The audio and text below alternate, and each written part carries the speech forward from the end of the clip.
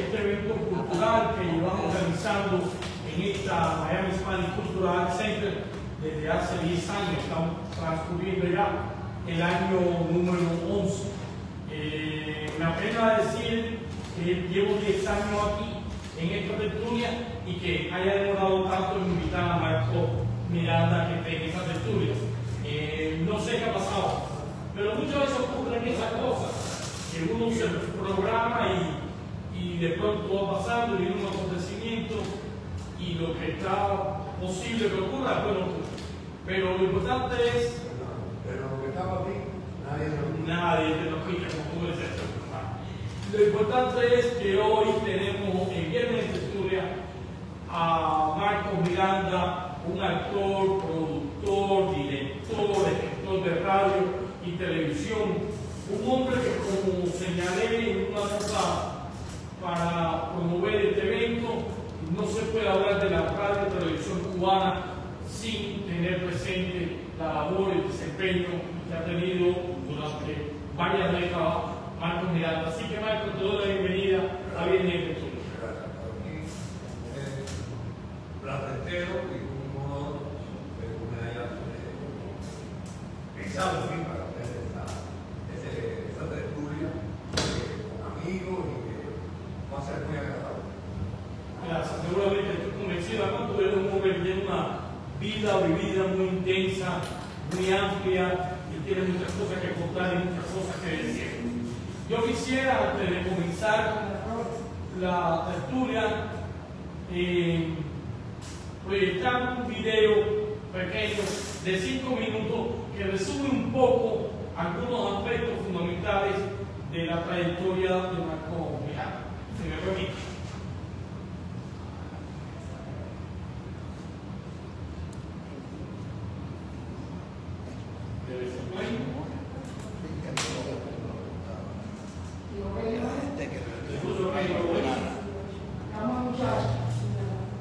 Luis, ¿está mal?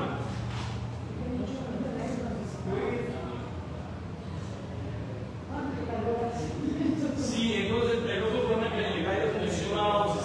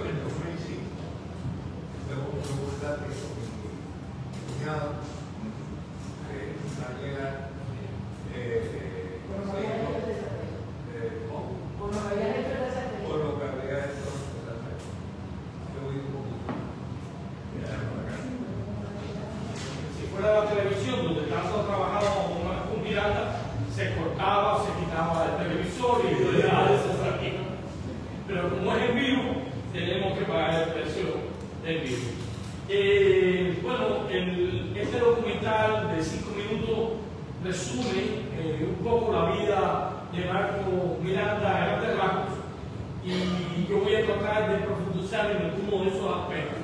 Y siempre a mí me llama mucho la atención el origen de las cosas, y me gustaría que me hablara un poco de tu infancia y tu formación.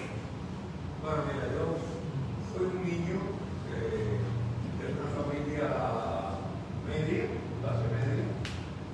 Mi padre era técnico de farmacia, graduado en la universidad. Mi madre era empleada de una tienda. Y ellos me recuerdan que cuando yo estaba en kindergarten, la maestra lo llamó y les dijo: miren el dibujo que practico ahí. Yo pedí a los alumnos que hicieran cómo era su familia. Y yo pinté a mi mamá, que yo y mi papá, que pinté a mi mamá, que era gordita, y era en su bolsita, y yo no pinté los palitos, yo le pinté, mi mamá era rubia, la pinté de rubio y la pinté con el volumen de la persona.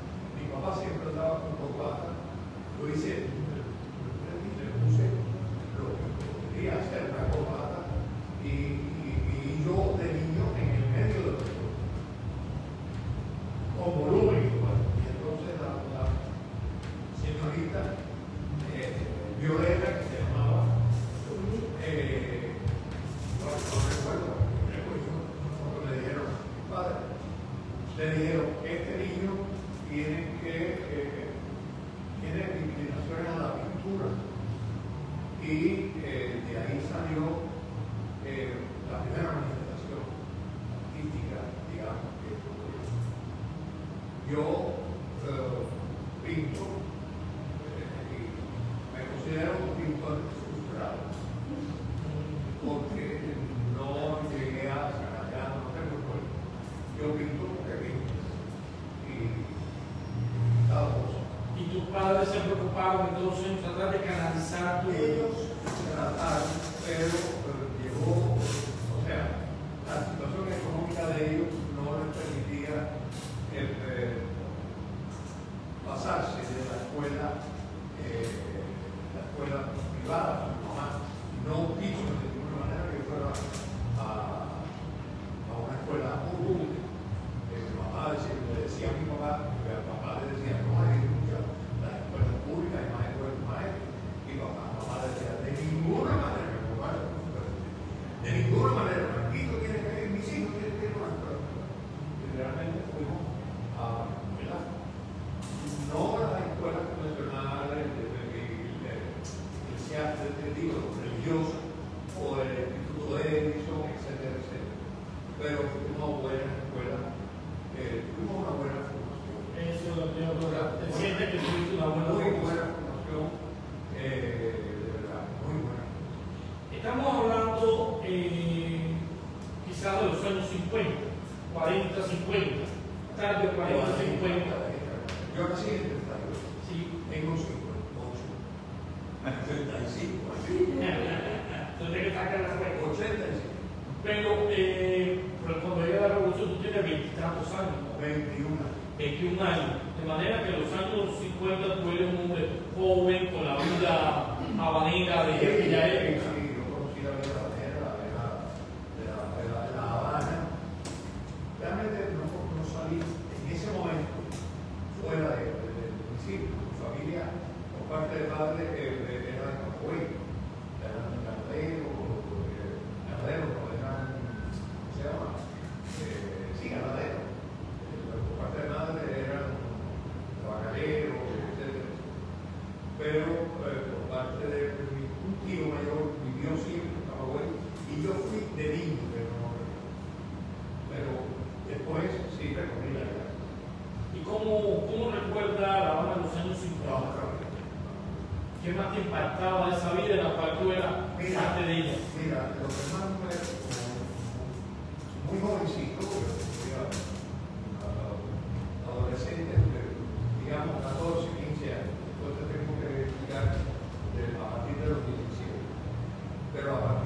siendo muy jovencito, me maravillaba la rampa que ponían, que los que vivieron en aquella época, la que conocieron, no sé si aquí hay, tú sí.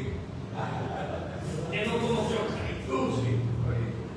La rampa era una maravilla, era una guirnalda de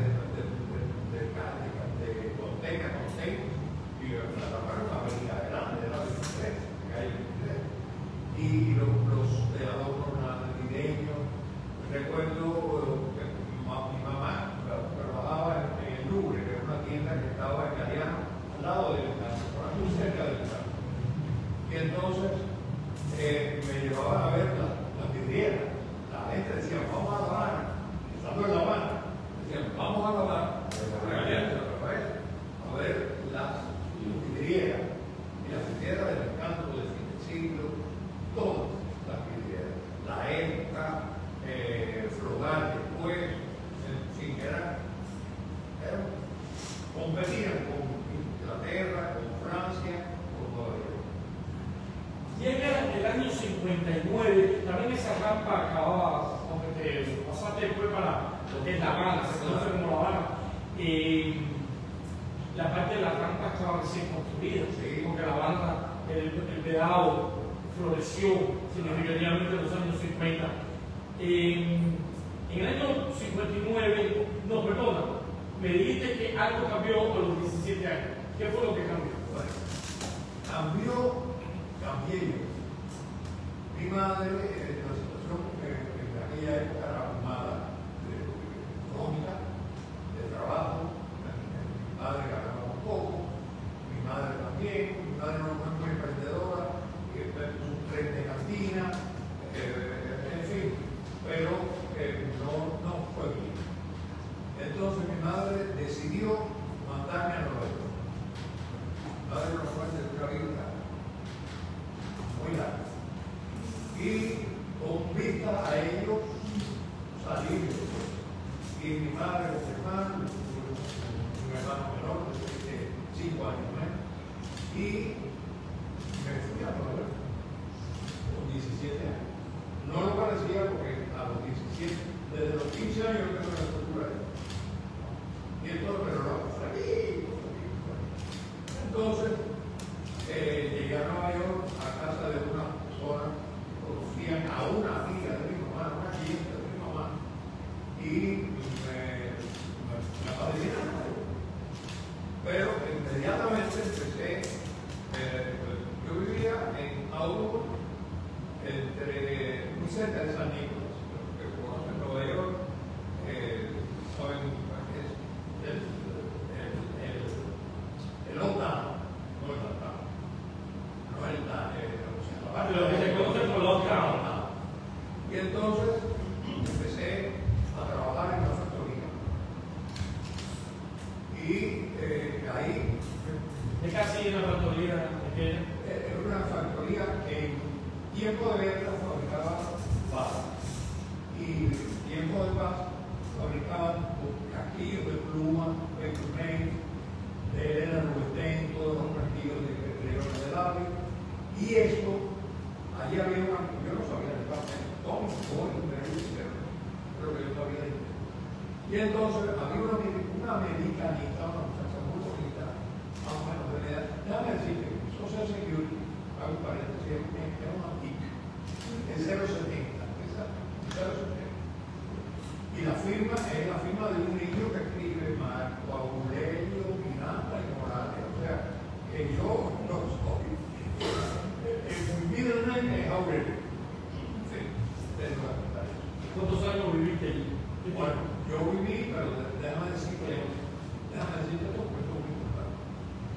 Esa muchachita, yo la empecé a sonreír, no, y ella me contestó muy bueno. Y un día ella le daba los cheques, los sobres para. Y ella viene y me da mi sobre y yo digo, oh, no, ya yo sabía decir, aló, how are you? Era así, aló, how are you? Entonces ella me dijo, ¿de dónde tú eres en español? Y yo, me dijo, por favor, no necesito de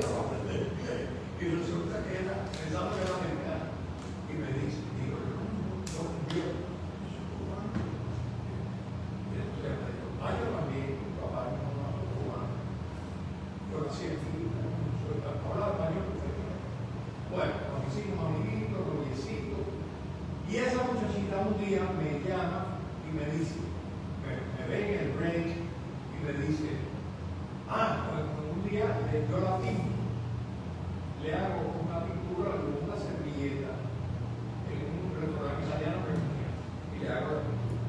Entonces ella me dice, tú sabes que Elena Rubinstein ha mandado una convocatoria para muchachos jóvenes para aprender maquillaje.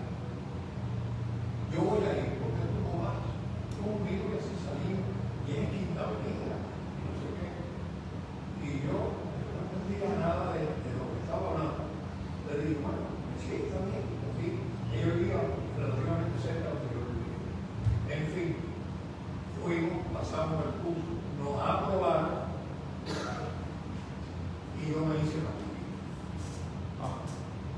Dentro de todo eso, yo me hice maquillita de cara, de quemado, de nariz, y eso me valió muchísimo para mí. ¿Y hasta cuándo vives en Nueva York? Yo vivo en Nueva York hasta que, bueno, yo me regreso a Cuba. En aquella época yo fui ilegal, ¿sabes? Yo siempre fui legal aquí en este país. Y yo entraba y salí. Yo me casé con mi primera esposa precisamente en el 60. Yo voy a Cuba y me caso, me enamoro, me caso y viro de luna de miel a Nueva York, otra vez casado. En esa época yo viví muy poco el tiempo de la corrupción en ese momento. O sea que cuando el cambio de Batista a Fidel Castro no estaba en Cuba. No. Sí, yo estaba, sí estaba, pero no estaba. Porque yo estaba en mi cosa de libre. O por lo menos están haciendo cacería. Sí. Entonces, me has dicho, me parece muy válido, que ese curso de maquillista te ayudó en tu carrera. Nunca ejercí. No, pero te ayudó a caracterizar personajes. Marco, perdón, si él existe como maestro en España, no me llama. Bueno, pero eso cuando llegue a España. No es así. Ya regresas a Cuba en algún momento, ¿y qué es lo que te lleva a estudiar desde escénica en el curso superior de arte? Ya eso fue mucho. 64. Ya, en el 64, no, fue después, porque yo entro a la televisión en el año 65. Yo entro a la televisión en el año 65. ¿Estando estudiando en Lisa o no?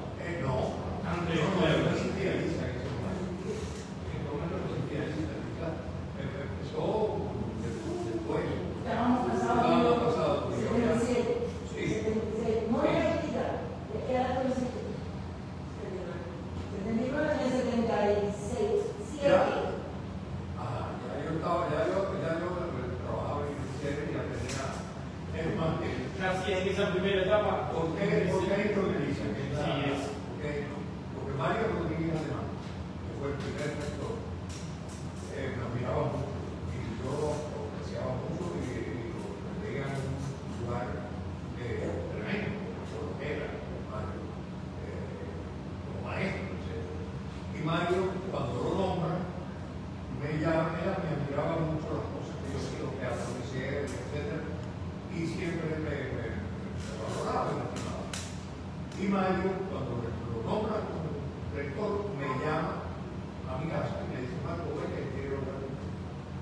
Y me explica, Marco, yo entro en esta fase, en esta nueva institución educativa, y yo creo que tú debes pensar. Y yo estaba trabajando. Pero anteriormente de eso entonces ya tú habías estado en el teatro universitario. Eso fue mi inicio, fue hacer cine. En el teatro universitario. No, hacer cine. Yo trabajaba en Cuba en ese momento. Ya después que yo vengo y nace mi hija, la mayor, esta señora que está allá atrás. Oh. Cuando nace Betty,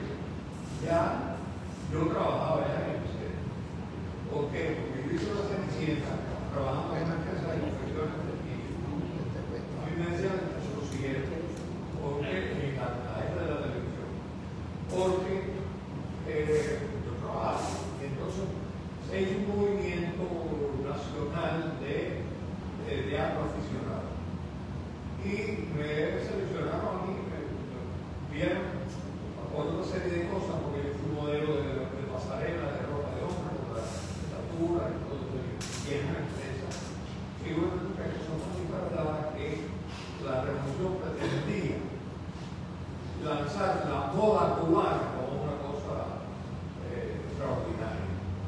Y entonces, yo era un joven, realmente yo regreso de Estados Unidos a Cuba para que esta niña, imagínate que está de rollo, para que esta niña naciera en Cuba. Porque a mí me afectó mucho la discriminación que había en aquella época, que naciera claro y todo aquello, y tuve una experiencia muy terrible con una amiga que vivía en Nueva York conmigo, una compañera de trabajo negra, doctora en filosofía y letras, y en Miami Beach, acuérdense que Miami Beach, Miami se terminaba a las 7, a las 5 de la vida, no había nada, no había nada, pero que disfrutamos ahora, los puentes, nada de eso. Y mi suegra, que se llamaba mi suegra, igual que una amiga acaba de llegar ahora, mi suegra, fue a Miami Beach. Ella no sabía tampoco, iba caminando por una calle, por una acera, y venían dos blancos, y ella no se bajó a la acera, a la calle, sabía que bajarse. Los negros venían a bajarse a la calle para que no se acercaran. Y le dieron patadas, golpes, la censuraron, la clavito, los brazos, y a mí eso no. No quería que tu hija naciera. Yo no sé qué es desgraciadamente, y eso muy caro. Muy caro, muy caro. ¿Qué te hace pasar de la actuación más aquello de la Cenicienta, de lo que existe, cosas de Shakespeare en el teatro universitario? ¿Qué te hace pasar de la actuación al proceso de ser productor? Fue al revés. ¿Fue al revés? Fue al revés. Yo en el teatro universitario hice cosas muy pequeñitas con Ramón Valenzuela, Elena de Armas, que fueron mis maestros teatro universitario. Trabajé en Mercader de Venecia, y después en la Sala Fespi, mi primera obra que no hablaba era extra, y pasaba con un paraguas, y un día no me abrió el paraguas, y salí y dije, coño, que fría estas aguas. Y me gustó y me dejó por ahí. Y esa fue la primera cosa que hablé en teatro. Entonces, yo empiezo a la Cenicienta, escribí el guión y la dirigí, aficionado, no sabía nada. ¿Era tu primera obra? Mi primera obra. O sea, como escritor. Fui al cinecito, lo que conocen aquí en aquella época, el cinecito, llevé un blog amarillo y empecé a copiar la película y la vi 3 veces para copiar el guión. Y entonces, fíjate lo que es el destino. Cuando yo termino, la obra fue un éxito rotundo. Los vestuarios, todo el vestuario, la escenografía, todo, era una niña y la fue a ver. Yo la vi 3 veces. Yo no, sí. Mi hermana. Yo le llevo a Roma 13 años. O sea que, pero ya yo trabajaba ahí. Entonces, un día estoy ya terminando los sábados y domingos eran doble función. Y entonces me llama un asistente y me dice, hay una señora que quiere ver. Y yo le digo, ahora estoy entre función y función. Y pero insistí tanto que quiere ver. Por favor, no bien, pero efectivamente una señora con niños. Y me dice la señora, oye, qué buena obra, qué buen montaje, qué espectáculo. Esto es Gran Guiñol. Yo me quedé con el primero que era Gran Guiñol. Y le dije, sí, bueno. Y al niño, el niño se llamaba Marquín. Le voy a decir ahora por qué. Entonces me dice ella, mira, yo trabajo aquí enfrente, y me dice, todavía no se aquí en Ciudad. Y yo quisiera. ¿Fue en el cinecito? No. La obra fue en el Maya. Ya, ahora sí. En el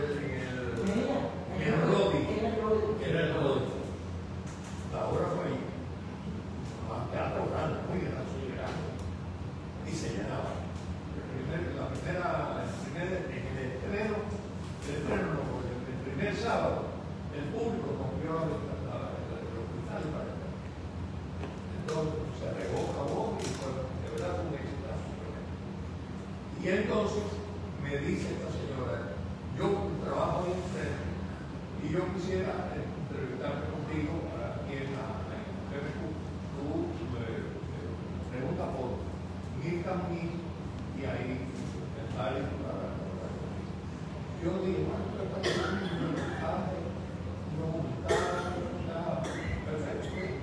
Al otro día fui, di permiso en mi trabajo, el trabajo en la empresa. Y cuando llego, dice, mira, yo no voy a hablar para ir a ver a la persona que tiene que aprobar esto. Yo me voy para el DOR. El DOR era una organización comunista, Departamento de Orientación Revolucionaria.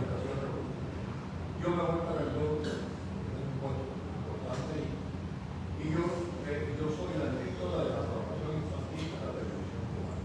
Y yo creo que tú eres la persona indicada para hacer eso. ¿A ti me parece bien? Por supuesto que sí o no.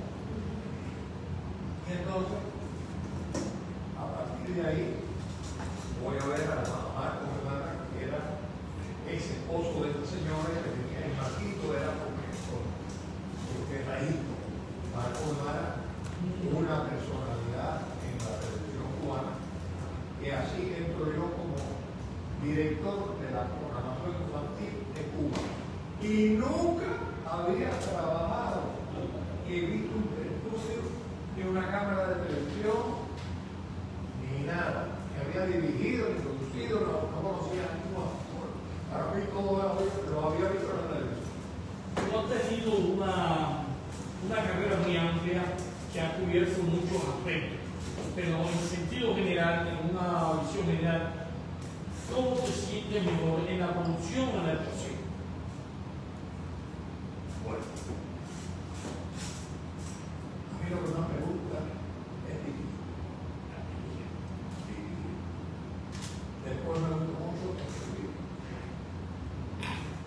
Después me gusta mucho actuar y lo último que me gusta es producir. En ese orden. A veces la circunstancia... Te digo por qué, porque la producción requiere enfrentarte a la realidad, a un presupuesto y controlar. Lo he hecho muchas veces, pero no me gusta nada la Tú estabas en televisión, en teatro, en programación infantil. La pregunta es, ¿qué te llevó a incursionar en tantas modalidades distintas? ¿La circunstancia de llamar para esto o es que te gustaba estar explorando?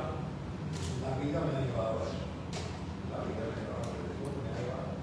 Pero yo jamás pensé yo.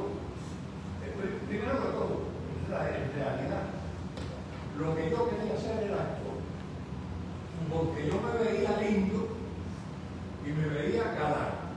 Y yo jamás en la vida podía ser galán.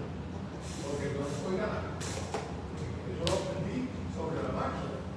Porque yo no soy, obviamente, yo como director, no jamás buscaría a un ni galán o colonial.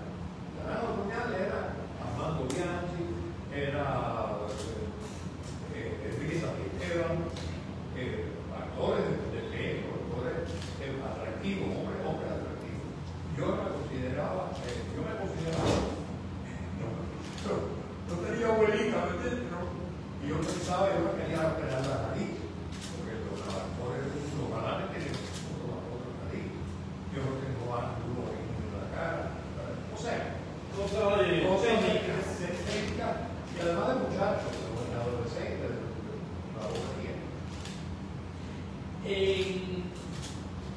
Comentaste sobre el inicio en tu trabajo con los niños. Habla un poco en sentido general de lo que has hecho para los niños. Ahí en el documental vimos amigos y sus amiguitos que todos crecimos con amigos y sus amiguitos. Mira, yo dirigí a amigos y sus amiguitos y fue una experiencia muy linda. Realmente me apasiona trabajar con los niños. Trabajé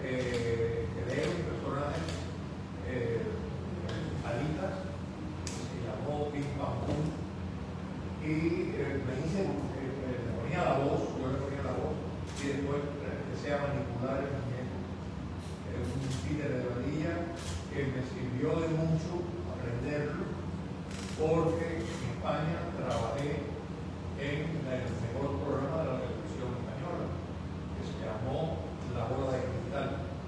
Y yo manipulaba en la bruja Vería, que era un personaje que lo hacía Alaska. Y ella hacía la voz. Ella la grababa, claro, nosotros trabajamos con él. Déjame hacer una observación, porque se me olvida, ya yo tengo la Alzheimer ya. Es difícil aprender el trabajo de titiritero, más cuando es no es como ahora, No. bueno, de cables. Yo manipulaba la cabeza que pesaba muchísimo, porque el pelo eran cordones eléctricos. Y en vez de sacarle el metal, lo pusieron con metal y aquello pesaba horriblemente. Yo llegué a ponerme a crear un soporte para poder manipular y las manos. Eso lo hacía una muchacha. Inicialmente yo pensé, cuando me hicieron una prueba, inmediatamente éramos como 30 personas. Me quedé. Y entonces, porque me pusieron la cabeza, que no era la original, y la mano. Entonces yo llegué a dominar las dos manos del muñeco con una sola mano. Entonces, realmente me empecé a... No es difícil si a ti te gusta el trabajo. Y yo pedí a la directora del programa, Carita, Lidia Sash, que vive todavía, y yo le decía a Lidia, yo movía la cabeza, aquí, digo, en Carita, en el programa, y una mano. Pues miento, no movía la mano, había una muchacha que movía la mano. Pero cuando yo decía, allá hablaba así, Carita, estás loca, Carita. Y la muñeca no podía armar. Y entonces yo me envenenaba, porque la muñeca tenía que dar. El muñeco tenía que mover. Un día la pobre muchacha se enfermó y lo hice yo. Y a partir de ahí quedé. Lo mismo que sucedió con la Alaska y con la bruja Vería. La otra se enfermó y yo de cáncer. Y yo me quedé con una muñeca completa. Y lo disfruté muchísimo y gané mucho, muy buena plata. Y tú me dijiste en su momento, es fácil, oye, te gustaba mover de una manera para buscarte la vida. No, yo nunca, como Norma dice, y es verdad, y Mónica, mi hija, de niña, no quería, ella no tiene nada que ver con esto, porque ella siempre decía, pero ustedes nunca tienen dinero porque lo trabajan es gratis. Y entonces ella quería ser abogada, pero esa es la cosa. Cuando a mí no me preocupaba, yo realmente, ahora he cambiado un poquito. Yo nunca he preguntado a los presos. Nunca he preguntado a los presos. De hecho, yo visto y yo sabe que yo trabajé en Telemundo para discutir mi contrato con Telemundo, no era un abogado, porque yo no. Eres como yo, no todo el mundo.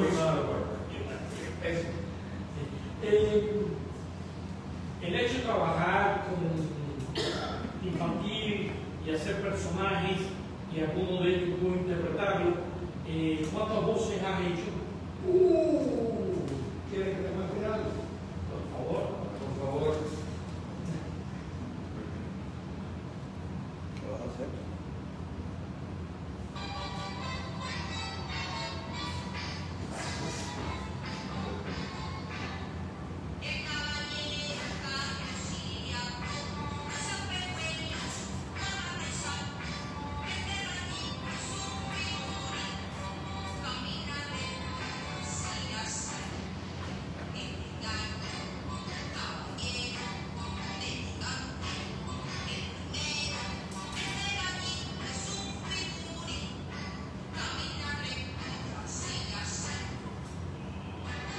Ese es el gancho.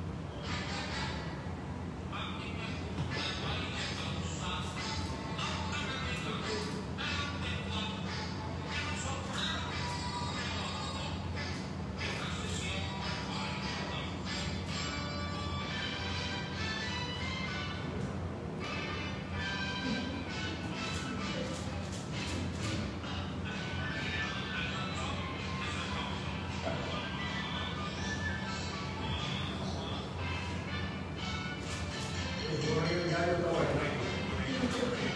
Con cocodrila. con la gallina cocodrila.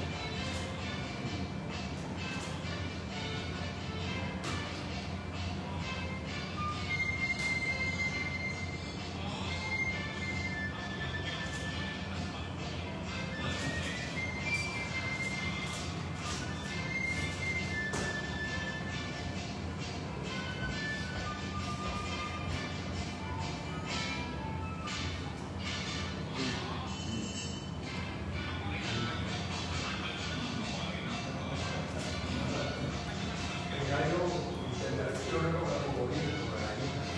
¿Ese es un video de eso? ¿O es solo No, la es un vivo. Ah, eso fue en vivo. Tenía los muñequitos de muñeco. Como esa canción, yo la ve cerca de los niños.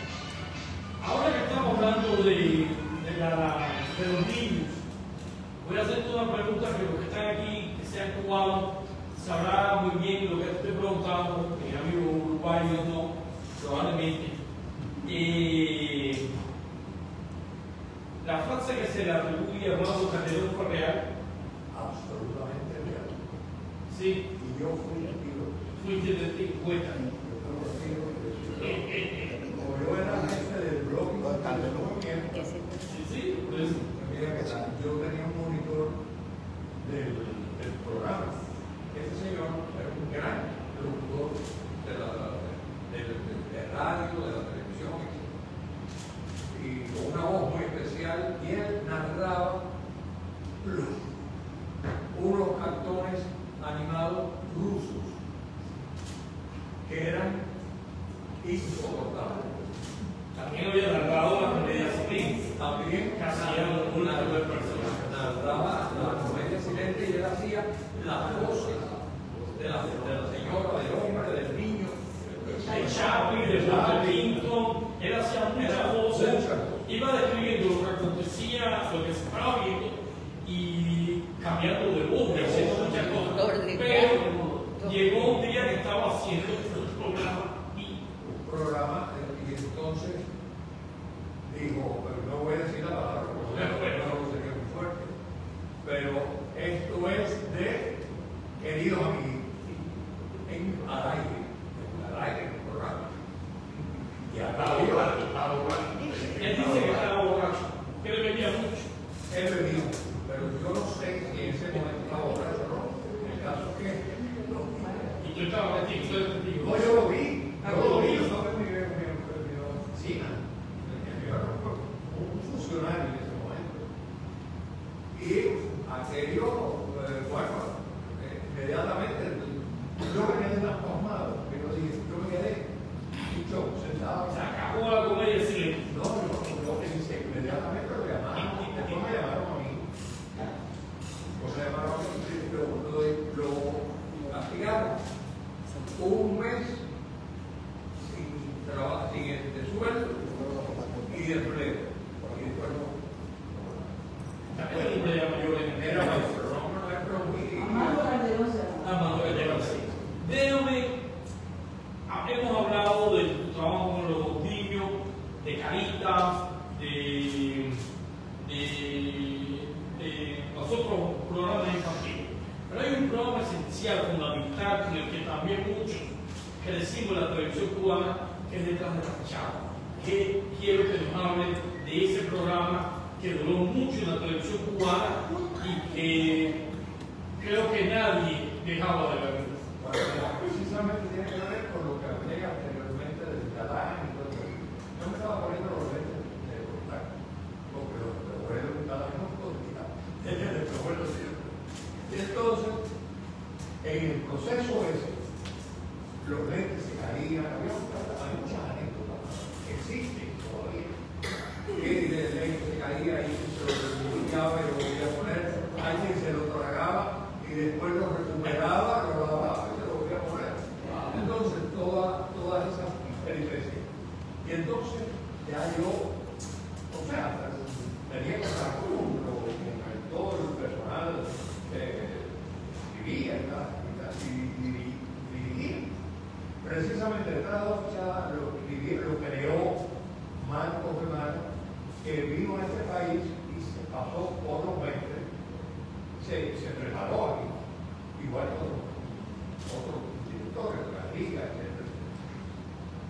Y entonces, Carballido Rey era uno de los personas de la personalidad del grupo político, que era una persona mayor ya, pero muy conocedora, muy versada en todo esto. Yo hago un bosquejo, una minuta, o lo que se puede llamar hoy una escaleta de las peripecias. Fulano, pero no era un guión, ni mucho más. Y se lo doy a Carballido, le digo, oye, Carballido, mira esto, está buenísimo, para que Marco, que escribía Marco y fue. No, Marco y el otro, bueno, no, otra persona que era Arturo. No, bueno, Arturo trabajaba ahí, pero Arturo no pudo escribir fácil. Fíjate. Entonces le doy eso a Carballido, y Carballido se lo lleva a Marco. Y a los 2 días no tuvo que hablar. Yo pensé que era para problemas en mi trabajo, y me dice, oye, qué bueno está eso de los bomberos de Israel. Buenísimo. Digo, bueno, pues yo no sé para que ustedes hagan ¿cómo se llama? Y Caña Sierra, era Caña Sierra. Y que Caña iba una semana, lo escribieron Marco y lo había por 2 semanas. Para que ustedes den forma, y dicen, no, ya eso está de abajo, y se va a grabar, no va a salir hoy, no había todo el videotape. Y le digo, no, ¿cómo va abajo? No, eso así mismo, ya te lo tiene el director, lo va a hacer y ya, esto lo.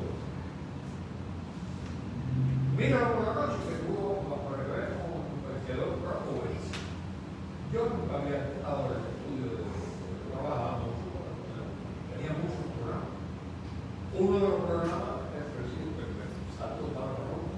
Yo trabajaba los domingos, Luisa María Huel, que hacía la campanita.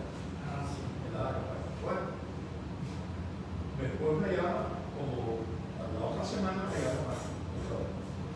Me dice, oye, te llamo.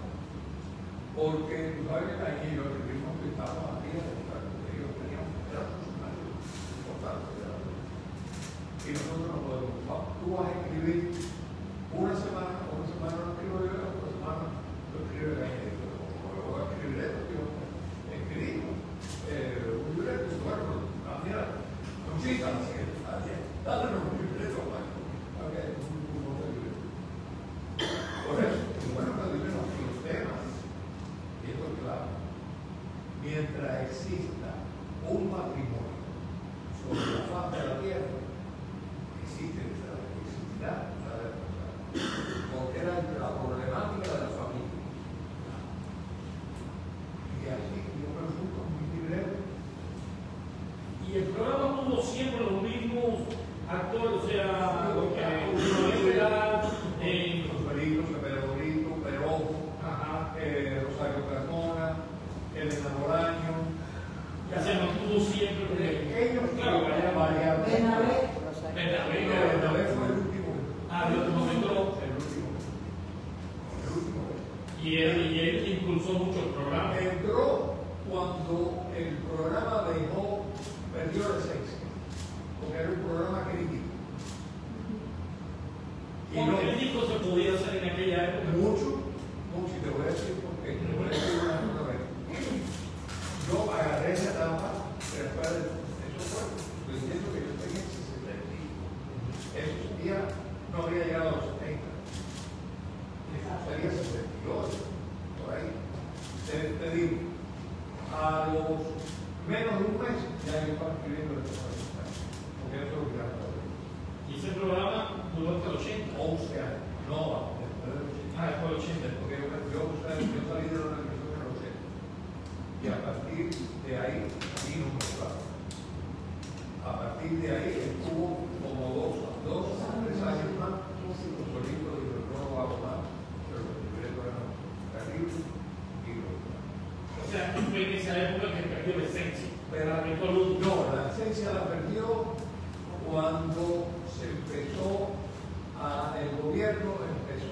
a tomar medidas coercitivas y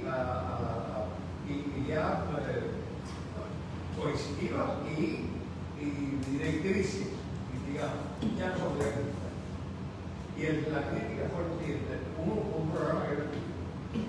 Uno de los programas que yo escribí fue precisamente cuando esta niña, mi hija Betty, estuvo muy malita, y tuvimos que llevarla a la clínica dependiente, que mi mujer pertenecía a la clínica dependiente. Llegamos allí, la niña tuvimos que hacer una cola para que nos diera el médico. Yo no sé cuántas horas, o si duró un día o 2 días, para coger un turno en esa clínica. Que eso no pasaba en la época antes de la revolución. El médico cubano iba a la casa. Las medicinas te las traían a la casa. El mensajero, el famoso mensajero. Mi padre fue mensajero de clínica cuando era jovencito. Entonces, yo hago una.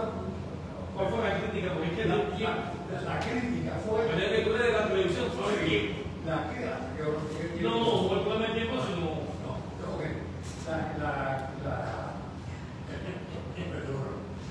La crítica fue hacia la cola, que como los médicos era una cosa tan loca que para ver a un niño había que hacer una cola de tanto tiempo. Y lo hice, y se cayó el programa. Y al otro día me llama el director de la clínica para felicitarme. Yo, pasmado, no por lo que pasó, sino porque alguien me felicitara, ¿no? Por una cosa que había hecho. Y eso llegó a Marco, llegó a la cúpula de la televisión. Y todos estaban felices de que yo hubiera, el director, un médico, y que estaban tomando medidas porque eso no podía pasar y que no sé qué, y la tomaron. O sea, el programa coadyuvó para que digamos, director de un hospital, no sé qué, tomara medidas. Pero a su vez, este trajo consecuencias de la sociedad. No, en aquel momento pasó así. Pero parece que eso llegó a donde tenía que llegar. ¿Entiendes? Y dijeron, yo no sé si fue ahí, pero a partir de ahí empezó, ya no se podía hacer esto, no se podía hacer todo. No podía. Y entonces entró Bernabé, que era el adoraba de la gran amigo, un señor, entró, nunca me dijo tú, me decía usted. Yo era el escritor, pero el escritor era el hombre mayor que y era, debe ser mi padre, claro. Y la felicidad de Bernabé es blanca. ¿Me entiendes? Es el chiste, pero el chiste. Mentira, no me está engañando. Ese tipo de cosas. Pero lo hacía genial. Era genial, sencillamente. Pero no aguante que. No me aguante que agarro y nadie lo estaba aguantando. Entonces, pero fue así y bueno, por eso porque era un gran cómico, un gran comediante, pero ya no se criticaba. ¿Cómo a lo largo de toda tu carrera, terminaste en los 80 cuando te sacas ahí de la televisión o de los medios, cómo era lidiar a la hora de escribir y de producir y de preparar un programa, era lidiar con la censura oficial? Fíjate qué curioso, qué curioso. Yo me especializo en la televisión. Bueno, después que dejé el capítulo aquí, al fin me quitaron, porque no me querían dejar, querían que yo fuera funcionario. Y yo batallé, Carballido me ayudó muchísimo. Salgo y empiezo, como pasa un curso de dirección, uno de escritor de radio primero, hice mucho radio, me encanta el radio, después hice el curso de televisión, me hago director de televisión, empiezo a dirigir Amigos y Amiguitos, y después, bueno, empecé a hacer grandes novelas hasta que llego a Teatro y Cerebro. y el cuento. Yo me encantaba. Yo hacía una semana el cuento y la otra semana lo hacía Lore Humano, otra gran directora ya fallecida. Y empiezo me especializo en el teatro escénico. Mi primera obra fue el zoológico de la Liga de Jesús.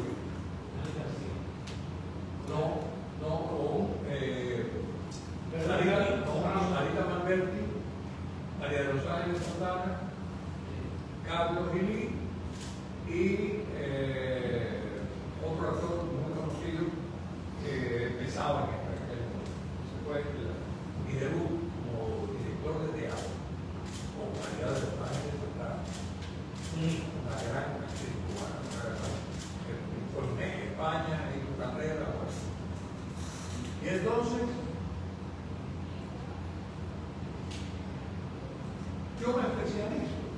Ellos me dan a mí todo el teatro norteamericano. Yo hice Babi, con Betty, que era actriz así. Hizo La Gardete, como La Gardete. Hice, ¿qué te voy a decir? Tennessee Williams, Shakespeare, Ibsen. Muchas cosas clásicas hicieron ahí. Y yo no tuve esa presión de no hagas esto, no se puede decir esto, no se puede decir lo otro.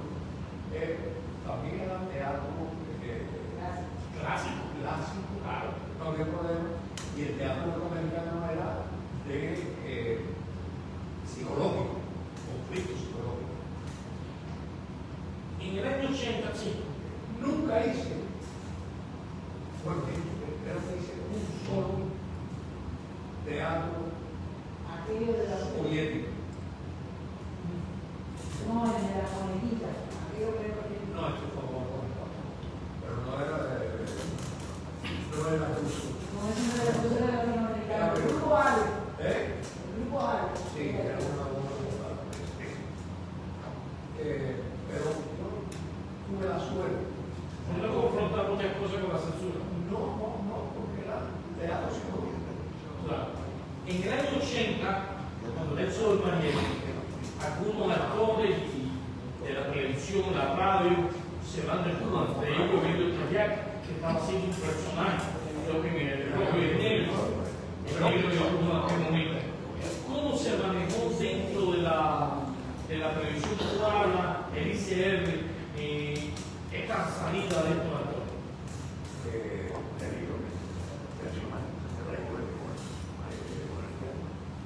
Se consideraba varias. Después, yo de sectores,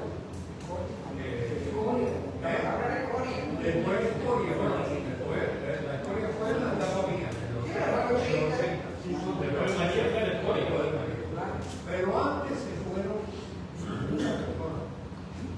Pero ellos lo sacaron y lo pusieron a trabajar En la agricultura, Violeta Jiménez, la trabajé con ella, que se equivocó, porque Violeta creyó en la revolución. Violeta creyó en la revolución y fue una de las primeras que se fue. Y Machado, el Blanco, que no tengo en España también, yo creé un estudio de grabación Y lo vi allí. y una guardilla. Gracias a Roca, porque detrás de un hombre brillante, que no me considero yo así, hay una mujer diamante. En Cuba en algún momento se cae en desgracia. Me imagino que a ti te tocó en algún momento caer en desgracia. ¿Qué te pasó y cuándo sales de Cuba? Mira, a mí me pasa algo muy singular. Yo grabo una versión que está ahí, precisamente esa escena de Santa Camila de la Barra Vieja, que es un clásico del teatro cubano. José Reverendo. Y de Ramón René. Y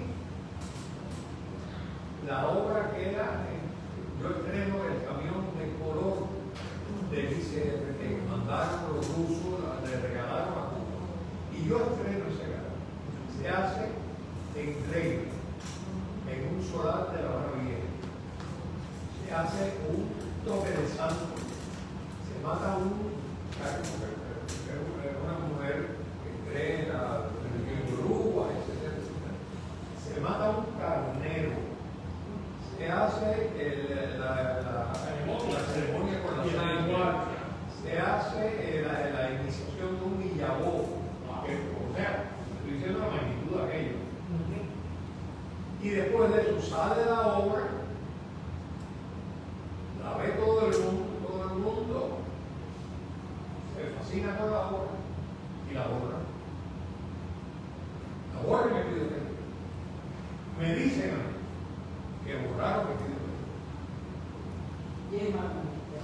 Y eso mismo me sucede con Yerma de Federico García, que fue una puesta en escena muy novedosa, no había color en aquel momento. Ahí se con Dani Fuentes, bueno, la María Montoya, se fue por el María Montoya y Miguel Navarro. Y queda la obra, gustó muchísimo. ¿Y por qué borran la otra? Y la borra. Porque no había video, me dijeron, no había video, y entonces había que borrar para volver a grabar. Bueno, eso me lo contaba mi abuelo allá, y me decía que hay muy poco, en la televisión, los archivos de la televisión cubana, hay muy poco porque no es como televisión española. No. Uno ve televisión española y se queda fascinado. Y dejando y ahí está, en aire acondicionado, déjame decir, yo me llaman a la seguridad del Estado para que no haya una reunión en la seguridad del Estado. Pero yo había hecho una carta al partido, incluso yo, denunciando que habían votado a los dos y todo lo que implicaba eso. Y yo voy a la seguridad del Estado. Juan, por mi sorpresa, que el interrogatorio fue para acusarme de que yo era el cerebro para sacar artistas de actores de Cuba, cosa que era absolutamente falsa. Y tengo una discusión, porque no fue conversatorio, porque además como yo iba a otra cosa, y me sacan con eso, me vienen con eso, y yo me violenté mucho, yo soy muy agresivo cuando pierdo los saberes. Entonces, lo que pierdo el sentido, me pongo mal. Y tuve una discusión, realmente, porque además el dientico que me pusieron era un muchacho que tenía 29 años, 20 por eso. Y entonces tuvimos una controversia muy fuerte.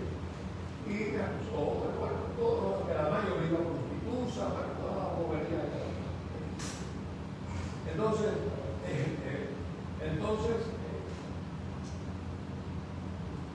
fue complicado todo. Perdona, aquí te acusaron específicamente de haber ayudado a alguien, ¿era un nombre apellido? No. El objetivo de ellos era, me preguntaron, por ejemplo, por Solito Vidal, me preguntaron por Gerardo Rivera, me preguntaron por Dani Fuentes, por Miguel Gutiérrez, por ejemplo, que era un actor muy gran. En fin, y Ana Luisa Rubio, que era una muchachita pesada, y nada, no era trascendente.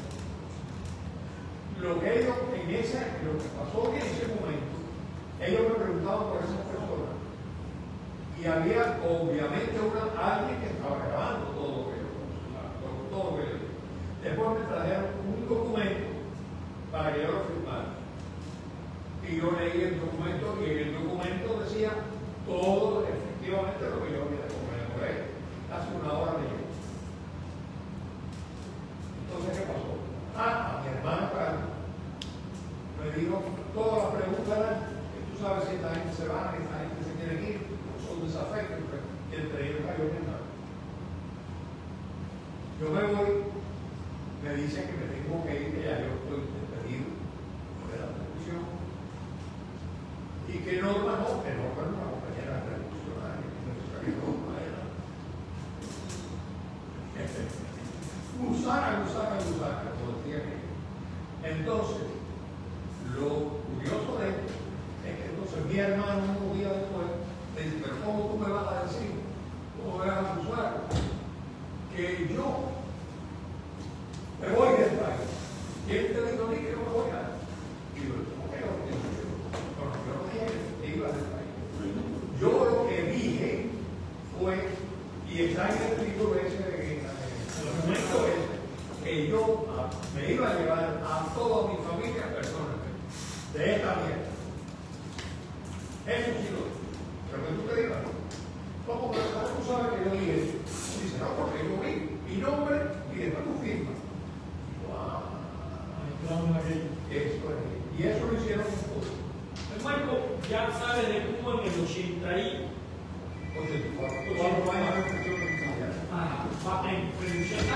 Hay una anécdota que a mí me llamó mucho la atención, que yo leí en una entrevista que te hizo Dennis Fortune.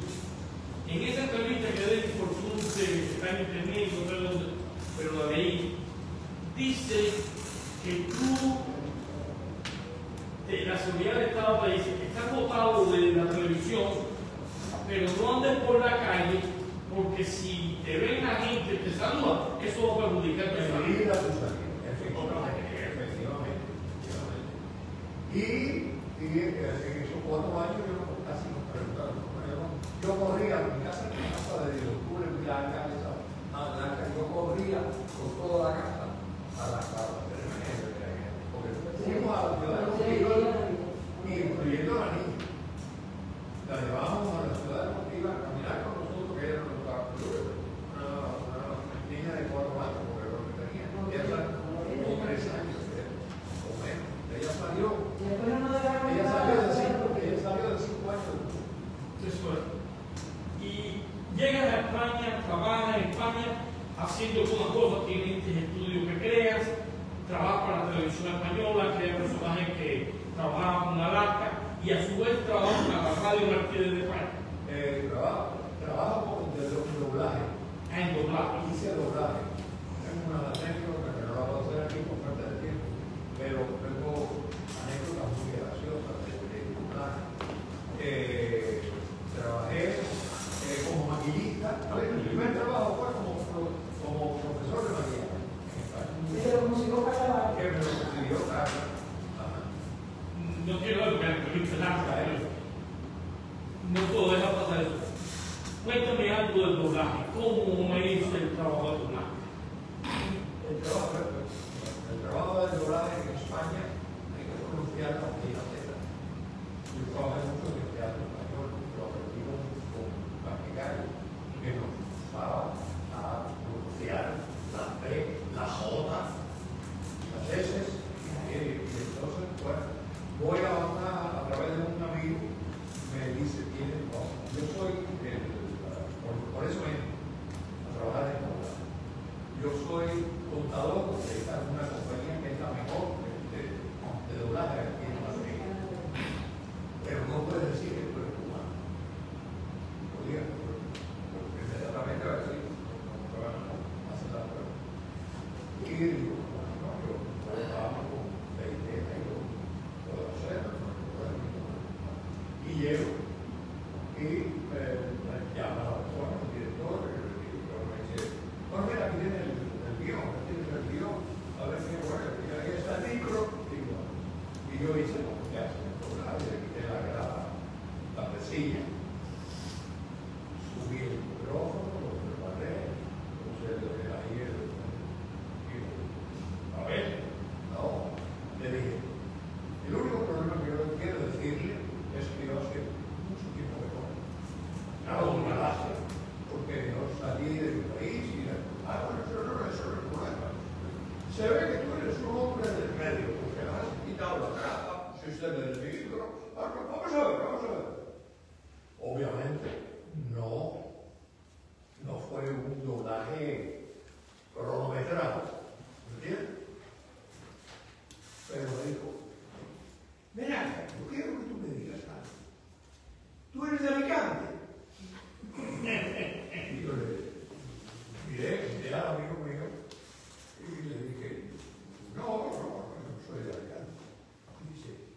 porque tus N's son alicantinas. Y entonces yo, ¿cuál es el cachondeo? Entonces, amigo de nosotros le digo, no, que él es cubano. No jodas, tío, no, pues tío, cubano, yo, ¿quién tío? Ven para acá, eso no es para allá. Es que yo sé que enseguida no le digo de mi maestro ni nada, le digo, es que mi padre son menores y yo, de mi familia y tal, sí, y ahí es que se va. ¿Y es difícil el doblaje, el trabajo de doblaje? No, es una técnica. Una técnica. Es una técnica. Porque hay una sincronización que hay que tener, ¿no? Es una técnica y improvisar lo pasan 2 o 3 veces. Ya cuando tienes experiencia una vez ya. Y yo doblé, yo no sé si aquí se vio, sí, aquí se tiene que ver aquí. No, aquí se hizo aquí. El gato que hablaba. Yo apliqué, yo audicioné para el coche, para la voz del coche, pero no me quedé en el coche, yo era el que manejaba el coche, el dueño del coche. No, porque yo he conocido a todos los actores, ¿cómo se llama este actor que murió en que hizo... que era escritor también, como te diga el nombre, sabrá quién es. No. Es un actor cubano que vino muy al principio de la revolución aquí. Bueno, no me acuerdo el nombre de él. No. Que él me dijo, yo gran parte de mi vida la pasé haciendo doblajes. Porque se gana mucho. Yo gané mucho dinero, pero el primer carro, entonces, vamos a trabajar en Radio Martí, para Radio Martí durante muchísimos años también, haciendo numerosos programas, numerosos personajes. ¿Cómo te fue o cómo sentías estar desde afuera, ya fuera de Cuba, siguiendo trabajando para los cubanos de América? Para mí fue muy satisfactorio.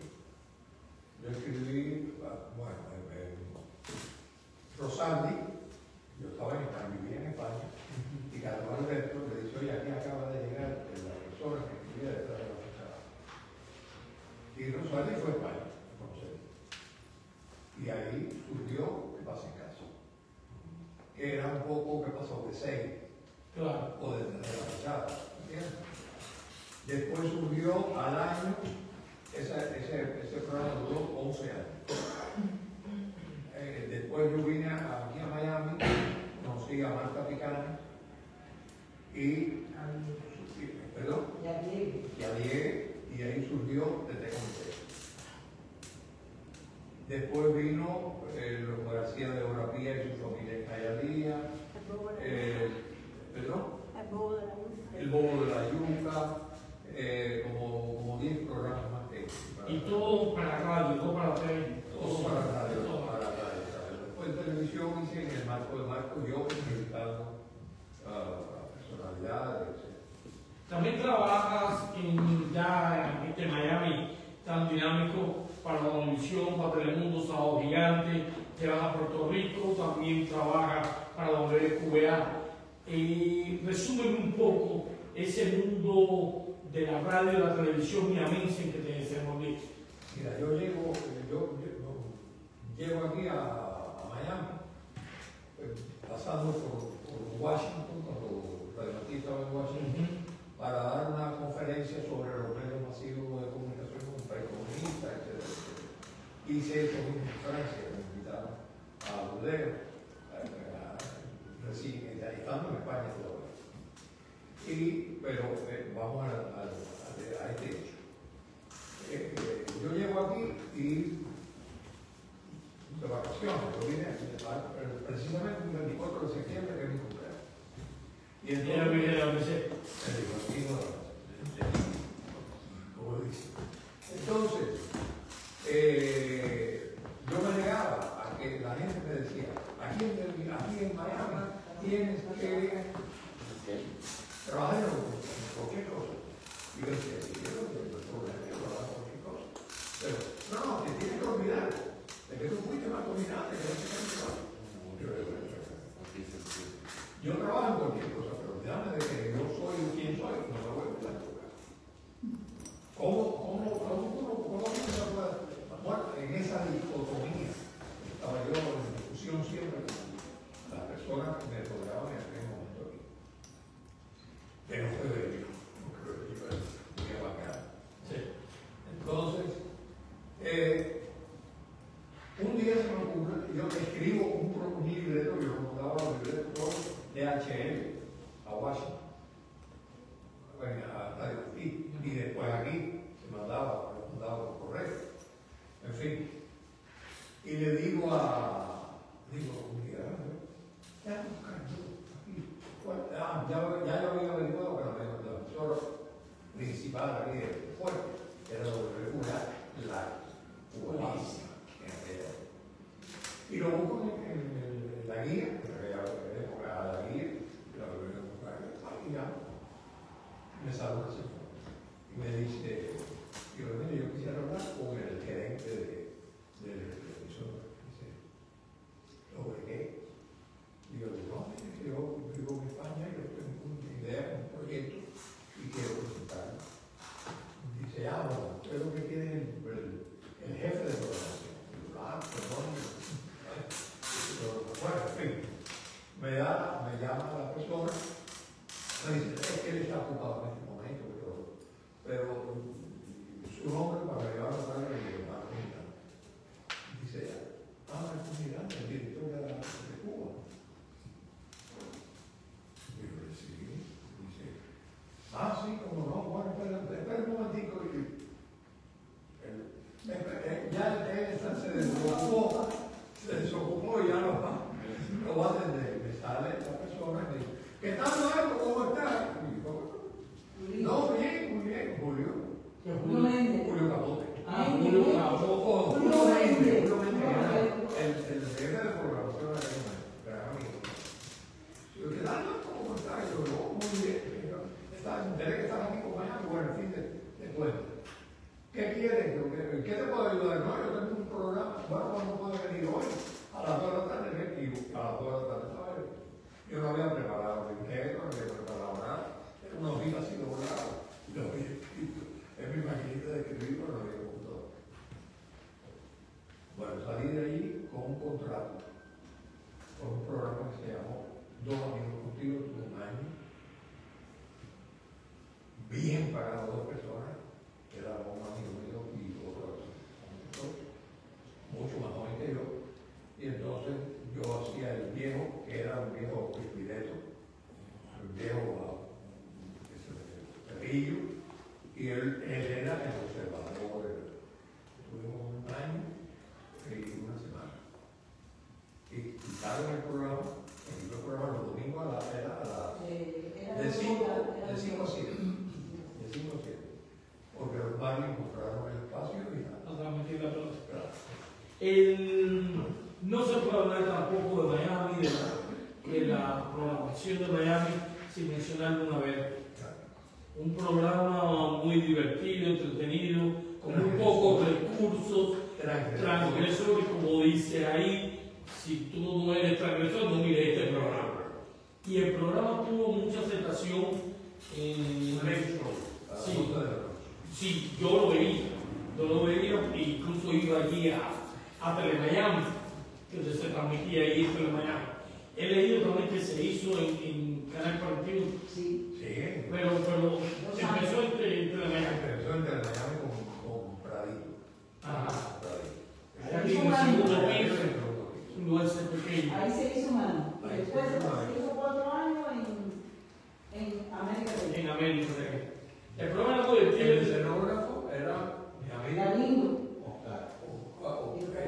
amigo Galindo. Y Galindo. Entonces la escenografía también con Galindo. Muy bien, qué interesante. El programa era muy divertido. Yo incluso yo trabajaba de House cuando aquello y salía de trabajar, llegaba a la casa, me daba un baño, vivía cerca aquí de Telemiami y me iba a ver el programa y lo disfrutaba mucho. Era un programa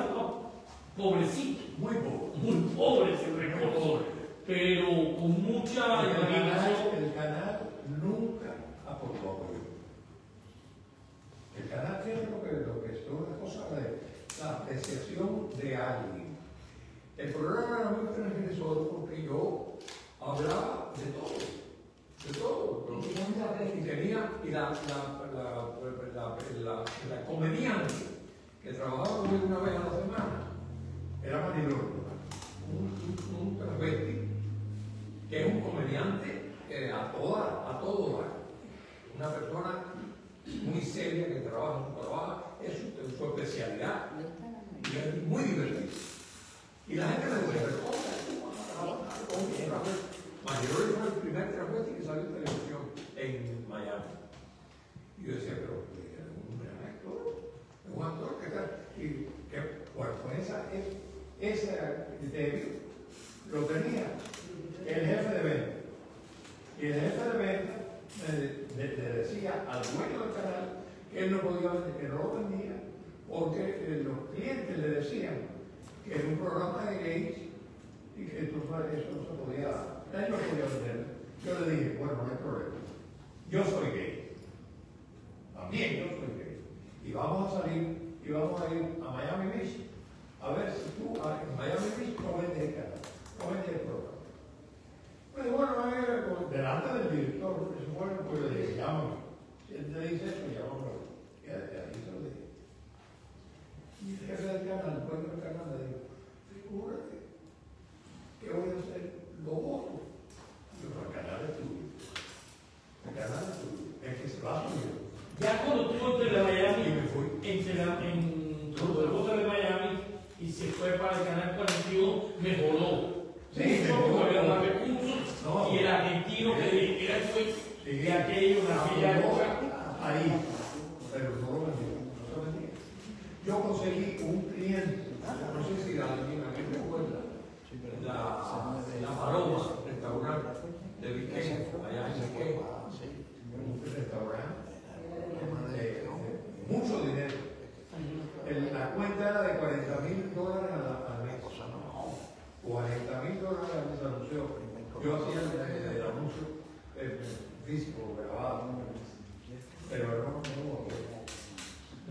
Pero fue un programa muy exitoso, que duró, de hecho, 5 años, en un lugar y 4 en otro. En el video de lo que vimos sobre tu trayectoria, se menciona tu teatro. Hay escenas de Lina y otras obras de teatro.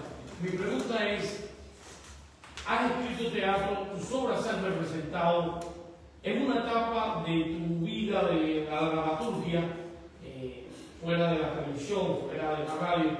Quiero que me hables un poco de tu dramaturgia. Mira, yo me encanta el teatro y me encanta trabajar, dirigir teatro. Es más, bueno, después me vas a preguntar algo, pero después te voy a preguntar, porque no quiero adelantar. Yo empecé a escribir seriamente, porque bueno, a mi teatro en el exilio, en España. En España escribí una obra que se llama Antino, que está a punto de salir en otros 2 libros más que tengo de teatro, como grabación de teatro y el otro propio, es otro. Además de estos libros que después lo pueden Vamos a chequear. Nos vamos a estudiar ahora. Y me dediqué realmente a mí lo que me gusta es el drama. El drama. Hay muchas cosas dramáticas. Y un drama que tiene, por lo que he visto en tu teatro, a ver si no estoy equivocado, cierto punto de contacto con la televisión en cuanto a las situaciones, un poco de televisión. Sí, puede ser, puede ser. A mí realmente el género que me gusta es la pieza. La pieza, que tiene de todo, un poquito de todo. Tiene el drama, tiene la comedia, cositas de comedia, quizás también hasta el melodrama, en fin.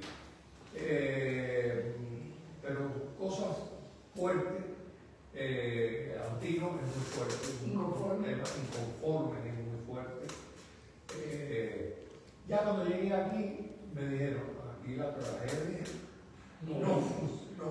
Ni 20 ni funciona. Entonces ahí surgió la Santa Visa, entre hombres, hice la versión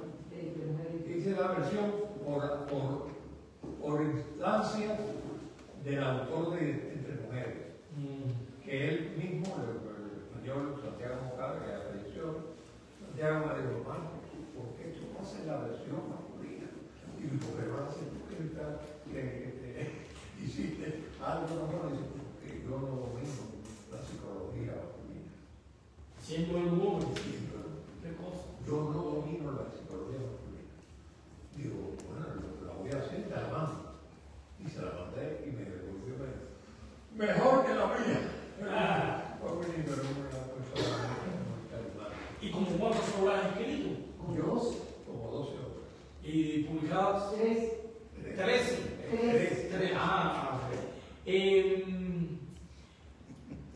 Es sorprendente la gente. Hay una comedia que no puedo dejar de mencionar, que es Cuatro viudas para Paul. Es una tragicomedia, pero muy divertida, que mi cuñado que está ahí sentado la quiere filmar, quiere hacer de eso una serie, y eso se ha quedado aquí. Está caminando. Eres, dijiste al principio de comenzar esta conversación, que tienes 85 años. Y perfecto, el camino de los 86. Y te mantienes muy bien físicamente, te mantienes muy bien en la mente y activo, creativo. Tienes ahora un podcast en internet, YouTube, con tu nieta Gaby, y tiene diferentes programas. Yo vi uno que era, creo que uno de los primeros, que era sobre el tema del tatuaje. Hablaron que yo tengo contra los tatuajes, yo quería participar para negarme. Y entonces, de poner mi punto de vista, ¿no? Y me gustó el programa, el formato, porque sobre todo una persona mayor y una muchacha joven.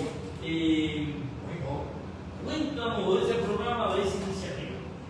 Mira, yo por mi edad, que en mi programa está prohibido hablar de viejo, es decir, la palabra viejo está medalada, no puedo hablar de viejo. Como muchachito de la tercera edad. Entonces, la vejez, yo pienso que en muy pocos países la vejez se respeta, es respetada. Aquí, este viejo, no le abren la puerta a una persona mayor, no lo empujes, si te tiran, te tiran. O sea, no hay conciencia de que nosotros tenemos la acumulación de experiencia. Nosotros los enseñamos a comer, le dimos la comida, le cambiamos los pañales, los cargamos, los enseñamos a caminar. Y esas mismas personas avasallan a los viejos, no respetan a la persona que los educó, incluso en la familia. Desgraciadamente, muchas familias pasan. Entonces yo dije, tengo que hacer algo, sacar la cara y decirlo. Y si me tengo que convertir en el abuelo de Miami, soy el abuelo de Miami. Pero ese es mi granito de arena, que yo toco en un programa familiar, no en un programa grosero, no se dice malas palabras, no hay brecha de fulanita que se pregunta los mecanismos. Eso no es mi estilo, ni me interesa. Me interesa resaltar la figura y la personalidad de las personas mayores y que la gente los cuida, los padres, los hijos, los nietos, los bisnietos. Yo tengo 7 bisnietos con esta que viene ahora, la vida pasada. Entonces, ese es el y eso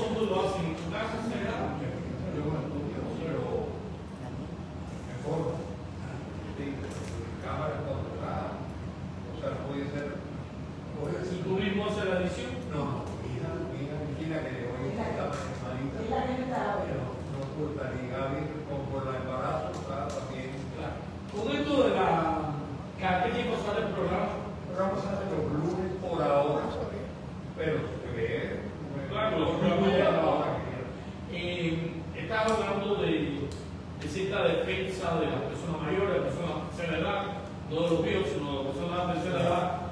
Y has trabajado con ese grado un proyecto para personas de tercera edad, donde tú apareces como uno de los personajes.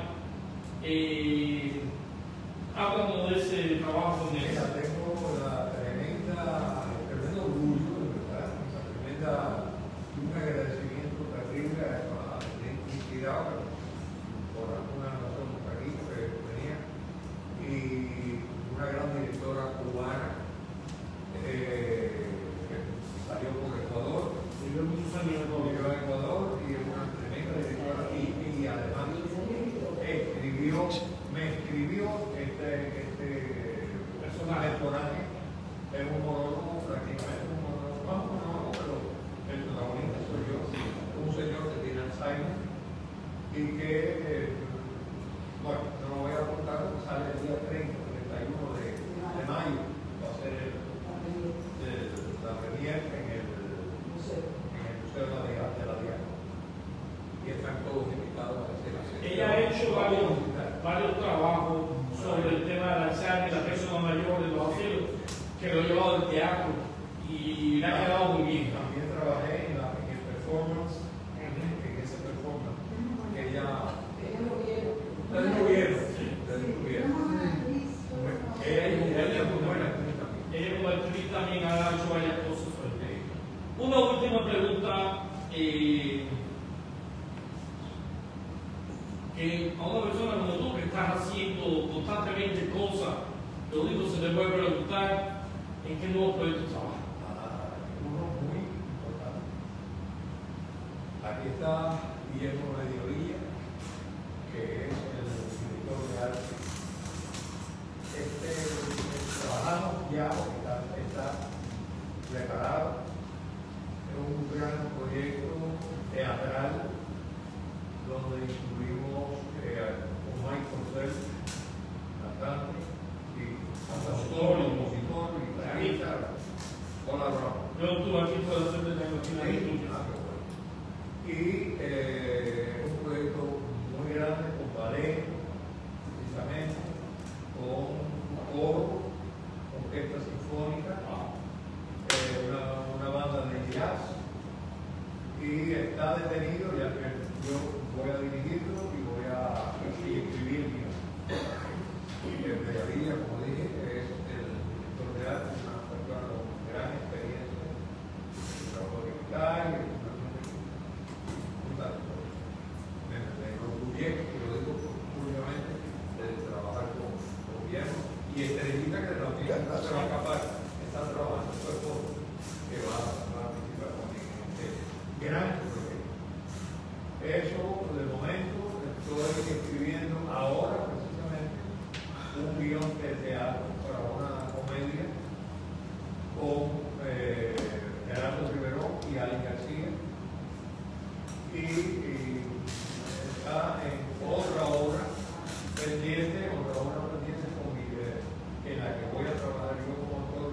Tendrá que a lo mejor si no dirige, pero no me gustaría dirigir para el acuerdo.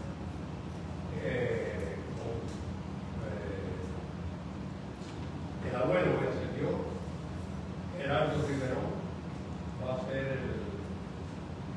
el hijo, y el nieto va a ser Rodolfo Vallecilla. ¿Cómo está, perdón, una persona de tantos años, 85 años, cómo está de memoria para no de memoria por de la cosa, sino para memorizar esto?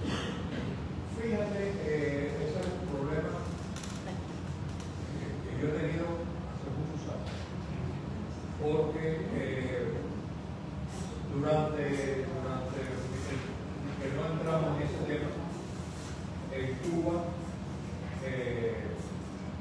estuve recluido en el hospital Cali García, y ahí me dieron 7 electrochoques. Entonces, cuando yo salí de Cuba, tenía ese trauma, porque los electroshocks afectan a las neuronas y no se recuperan.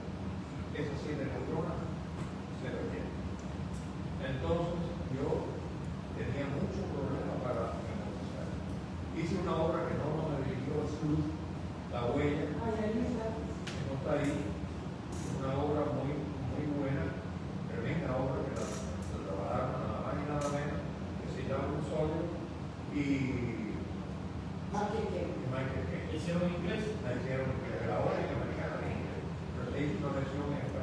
con que la produjo Ético de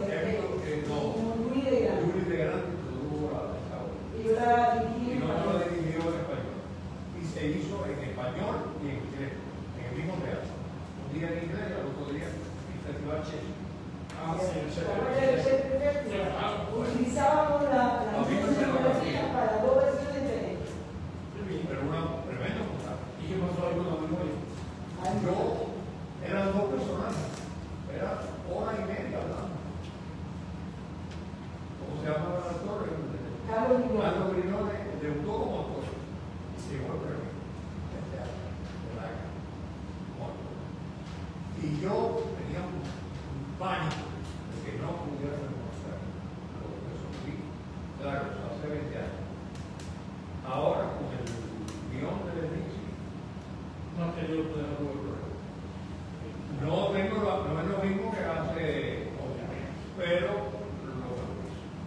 ¿Te toqué la cosa de la pobre? Sí, eso sí. La llave, esas cosas. El celular, pero bueno, como habrás visto, no se puede hablar de la televisión cubana, de la radio cubana, tanto de la isla como del sitio, sin Marco Miranda. Y aquí el público ha escuchado esa historia de tu vida, como siempre ocurre, a grandes rasgos, porque la vida es larga y tiene muchos matices. Pero lo importante es que lo llevamos a una visión bastante amplia de tu trayectoria, y personalmente quiero agradecerte tu participación en este evento, a ustedes, al público también, por habernos acompañado, y solo me queda convocarlos para el próximo tercer viernes del mes de abril, donde tendremos otro bien.